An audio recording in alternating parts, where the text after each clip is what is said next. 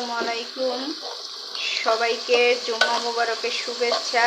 আমি এই যে দুপুরে রান্না করার জন্য চিংড়ি মাছ দিয়ে গাছের পুঁই শাক কেটে নিয়ে আসছি, এগুলা দিয়ে রান্না করব। তাই এখন আমি চিংড়ি মাছ আর রসুন কুচি পেঁয়াজ কুচির সাথে একসাথে ভেজে নিচ্ছি।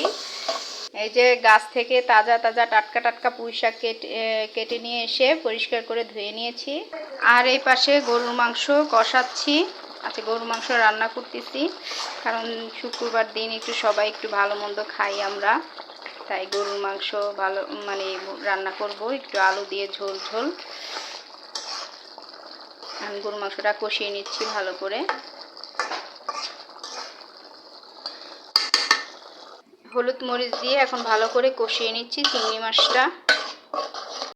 পুঁই শাক দিয়ে দিলাম, মাছ কষানো হয়ে গেছে। এখন ঢেকে দিব একটু 3 মিনিটের জন্য। ঢাকনাটা উঠিয়ে নিলাম। এখন একটু শাকটা নেড়ে চেড়ে দিব।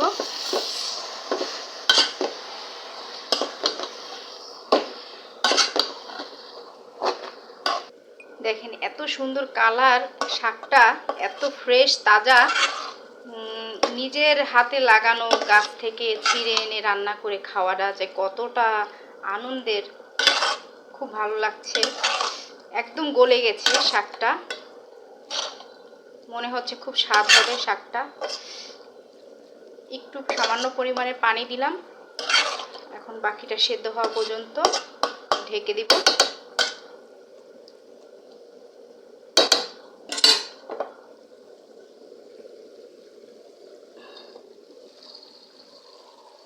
এখন ঢেকে দিব। এখানে গরুর মাংসটাও কষানো হয়ে গেছে। এখন আমি আলু দিয়ে দিব। আলু দিয়ে দিলাম। এখন আবার ভালো করে কষিয়ে নিব আলু একসাথে। এখন কিছু ধনিয়া পাতা দিয়ে দিব শাকে, কারণ শাকে ধনিয়া পাতা দিলে সুন্দর একটা ঘ্রাণ আসে আর খুব মজাও লাগে। ধনিয়া পাতার ঘ্রাণটা আমার খুব ভালো লাগে। আর একটু হলে নামিয়ে নেব শাকটা। আর পোলাও রান্না করব ছেলে মেয়ের জন্য। এই যে বরবটি আর এই গাজর দিব পোলাওতে, তাই কুচি কুচি করে কেটে নিয়েছি।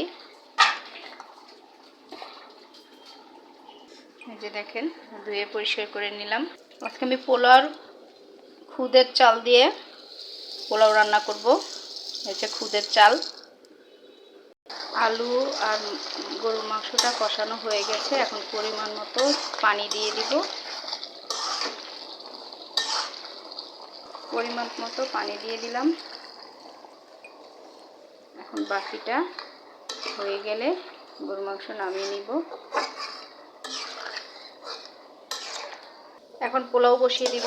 তাই যে এখন চালটা ভেজে নিচ্ছি সব মশলা দিয়ে, আদা রসুন পেস্ট, গরম মশলা, এলাচ একসাথে দিয়ে ভেজে নিচ্ছি। চালের সাথে সবজিগুলোও দিয়ে দিব, একসাথে ভেজে নিব আমি সবজিগুলোও। দেখেন এখনই মনে হচ্ছে সুন্দর একটা কালার এসছে, সবুজ লাল, খুব ভালো লাগছে দেখতে। এখন পরিমাণ মতো পানি দিয়ে দিব পোলাওতে। এখন ঢেকে দিব। আজকের মতো আমার রান্না বান্না এই। তো সবাই ভালো থাকবেন, সুস্থ থাকবেন। আমার ভিডিওটা সবাই দেখবেন, স্কিপ করে চলে যাবেন না, ঠেলা দিয়ে চলে যাবেন না। ভালো লাগলে লাইক কমেন্টস শেয়ার করে দিবেন। আর সবাইকে আবারও জানাচ্ছি শুভ দুপুর। আল্লাহ হাফেজ।